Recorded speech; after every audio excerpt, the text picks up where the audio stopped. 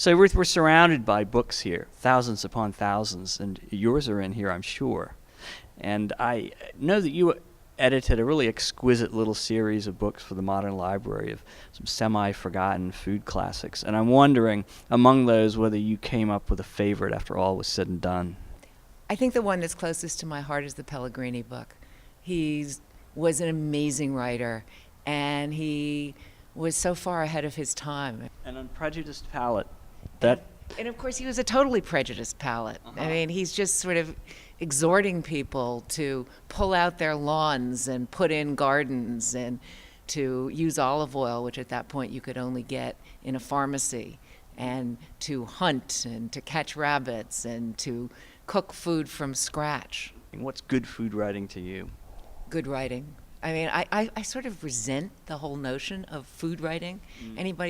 Anytime anybody tries to call me a food writer, I always want to cross out the food and say, no, I'm a writer. Food happens to be one of the subjects that's close to my heart.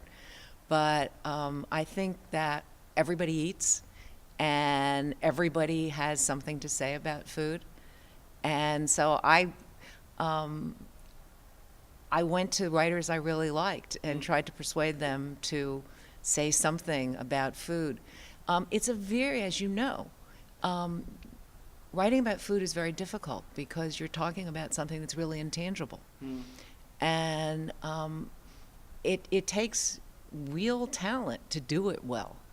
Yeah. Do you take particular pride in having hooked a good catch, for gourmet? That somebody you wouldn't have thought they would agree in the first place, and second, they suddenly delivered big time in a way that you might not have anticipated. Well, there are two people who come immediately to mind. One was Spalding Gray, who I had in my first issue, and who I had to really talk into doing this. And the other was David Foster Wallace, who delivered the scariest piece that anybody ever gave me, because unbeknownst to me, when we sent him off to a lobster festival, he ended up writing a piece about bioethics. And it was the last thing I would have thought, but it was a brilliant piece, and it's a piece I'm really proud of having published. Yeah, well, good editors somehow have the instinct to sometimes let people loose, give the horse its head, as they say in horse racing, and sometimes you win the race that way.